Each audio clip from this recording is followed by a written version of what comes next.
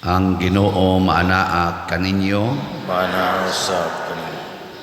Pagbasa gikan sa Santos nga Ebanghelyo sumala ni Mateo.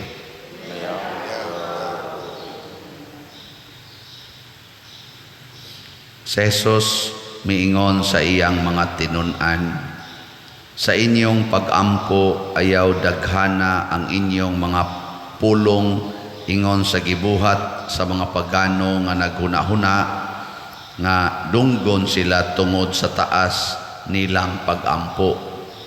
Ayaw panig-ingon kanila kay ang inyong amahan nahibalo ng daan sa inyong gikinahanglan bisan gani sa dili pa kamo mangayo kaniya. Ingna niini pag-ampo.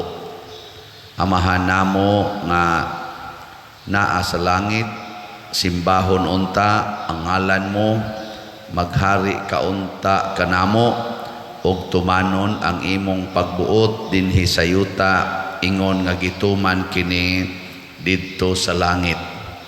Ihatag kanamo ang kalanon nga among gikinahanglan karong adlaw, ug pasayloa kami sa among mga sala, ingon nga gipasaylo namo ang nakasala kanamo. Ayaw kami itugyan sa malisod nga pagsulay, luwas sa hinuon kami sa dautan. Kay kun pasayloon ninyo ang nakasala kaninyo, pasayloon usab kamo sa inyong amahan nga atua sa langit. Apan kun dili ninyo sila pasayloon, dili usab kamo pasayloon sa inyong amahan nga atua sa langit. Ang Ebanghelyo sa Ginoo. Dayon ikaw, O Kristo.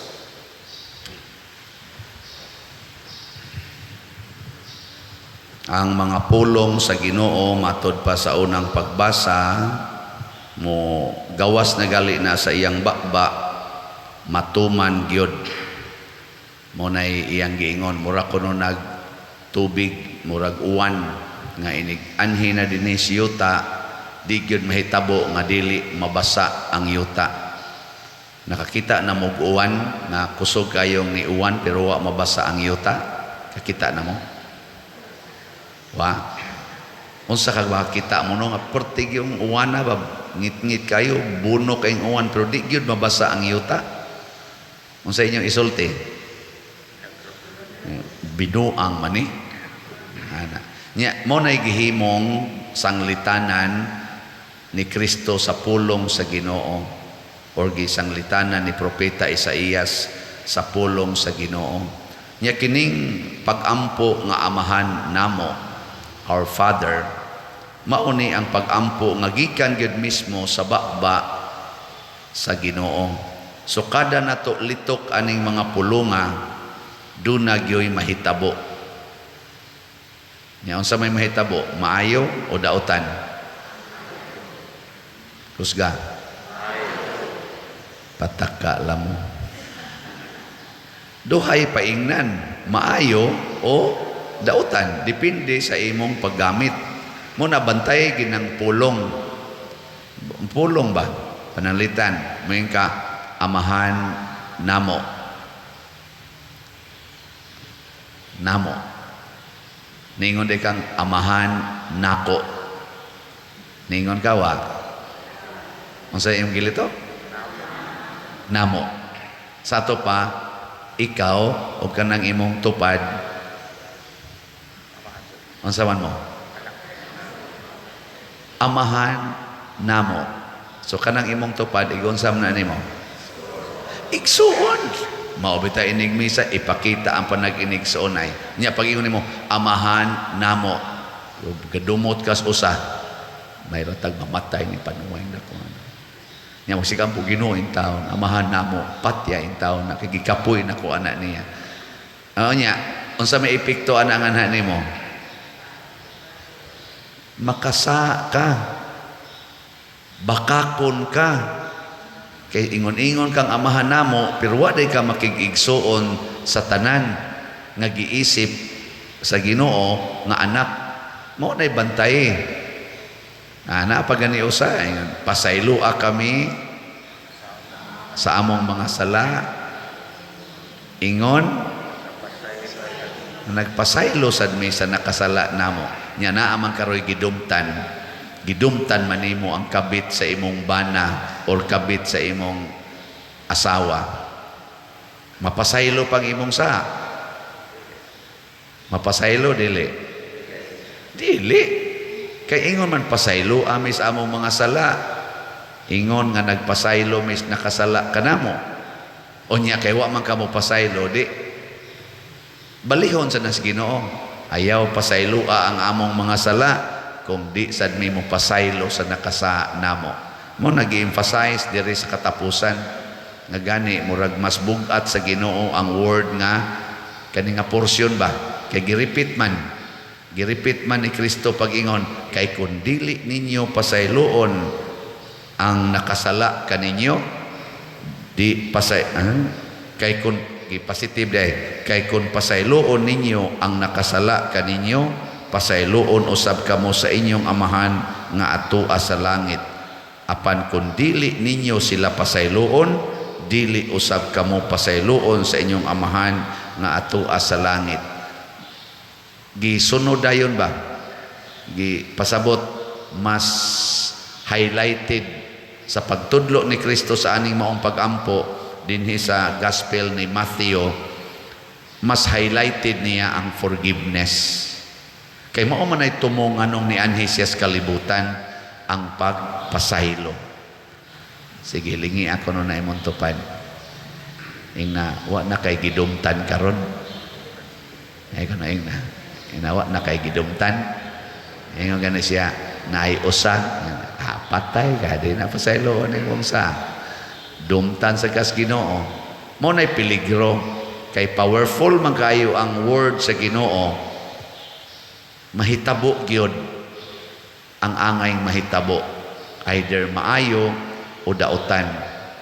Parihar sa na sa pusil ba kanang pusil powerful man kay na mga 45 binana imo ganin ang pabuthon nga imong tion sa imong unsa may mahitabo maayo o dautan.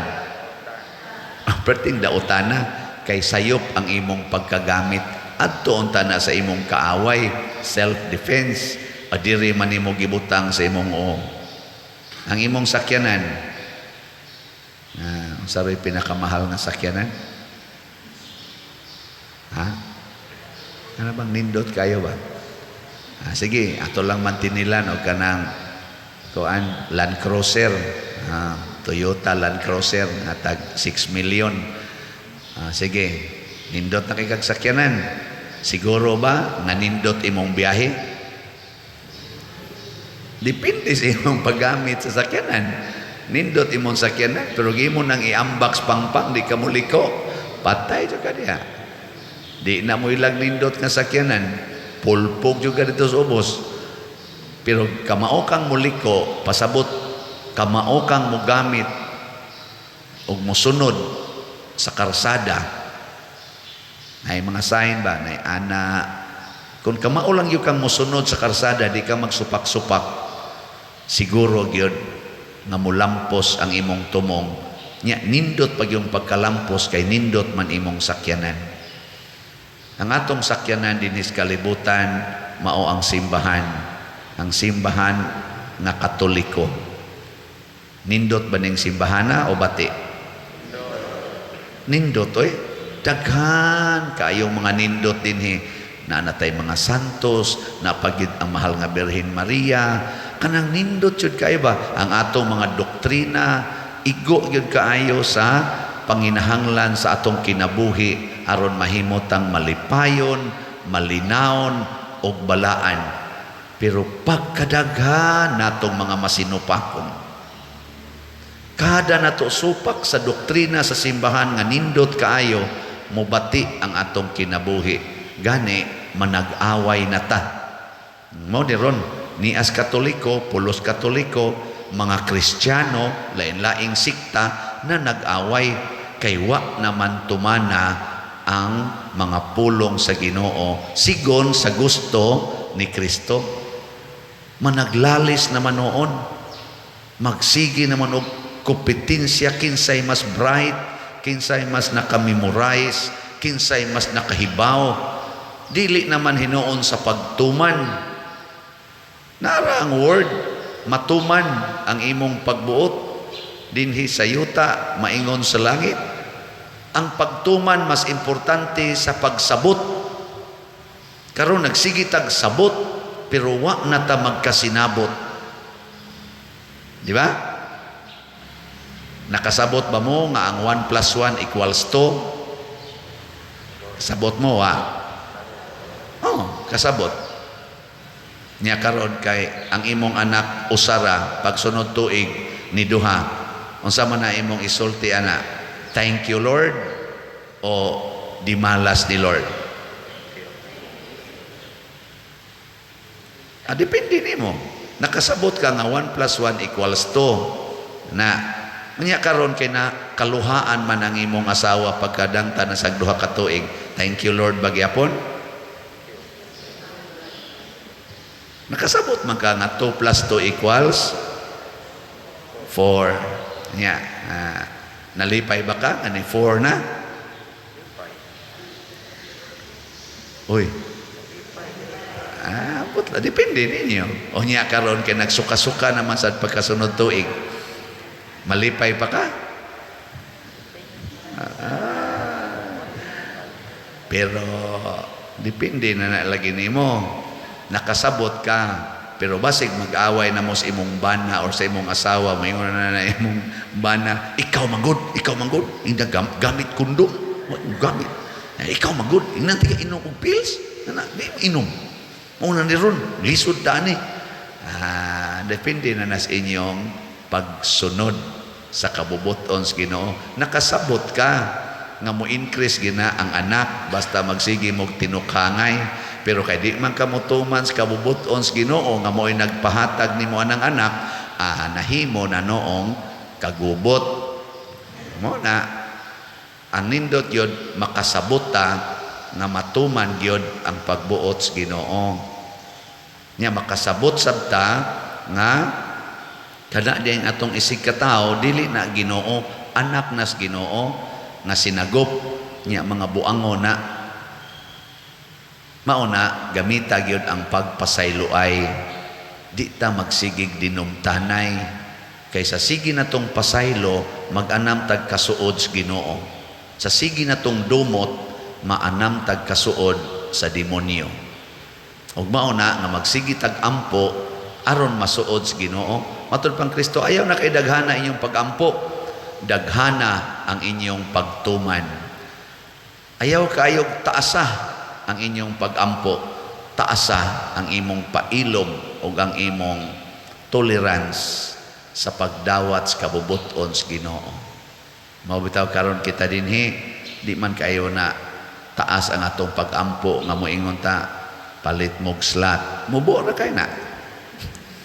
Pero kung inyo nang sundon unya sabton, basta lagi taas kayo ni glungtaran ang grasya niini.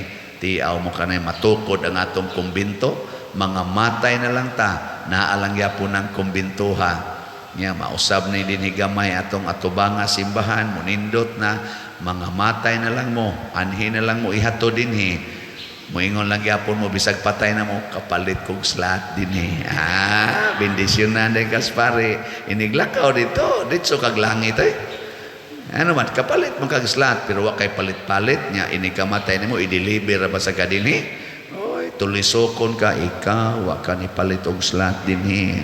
Sorry Lord, may tag mabuhi kog balik kay mo palit nako. Wa na uwahin na. Wa na karon gid unta. Karon gyud ka mo palit. Ayaw na pagingon sunod simana kay basig di na nung kakapalit sunod simana. Ano? Mo na ang pagtuman sa kabubuton sa Ginoo karong adlaw kay ang grasya sa Ginoo ihatag sa karong adlaw. Mo nang niingon ta ang kalan-on namo sa matag adlaw dili sa matag simana. Ayaw na pagnayog pakalan-on sa matag simana kay mapanos niya na. Mag-away na lang noon. Kita ra ba mangayo tag kalan-on namo karong tuiga. Ayaw. Kada adlaw ra gyud. Una, kada adlaw, sige ra sa tagdawat og slat. Di ba pa ko i-report ninyo karong adlaw kay ako pa tong huwaton tong mga mabasa to na tong gikas bangko aron mapuno-punuan ba.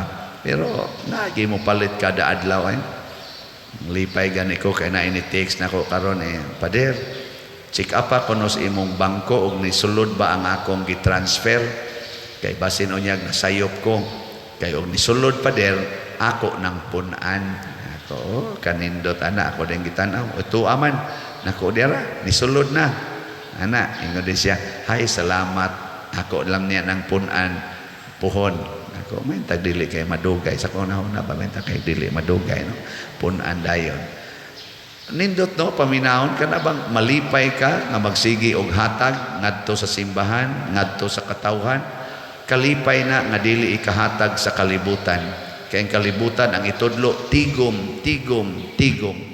Pero dili na mo'y makalipay, makaratol na hinuona. Mo na salig sa Ginoo. Share.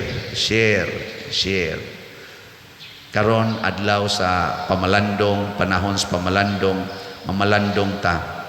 Anak bakos Ginoo o diktador bakos Ginoo. Anak pasabot siging tuman, diktador siging pangayo. Nya masuko pagyog dili hatagan, dili na anak diktador ang Ginoo gidiktahan. Ana, no? Nya ilhan nimong mga diktador kay kusmod nagnaong. Ilhan nimong anak sa Ginoo kay malipayo nagnaong. Sige, katapusang lingi sa imong tupad. Ingna tan-aw nimo nako anak ko sa Ginoo. Ay, mga tan-aw ko na ina. Tan-aw nimo nako anak ko sa Ginoo. Ako lang mo kalito yung anak kas demonyo panuaya ka.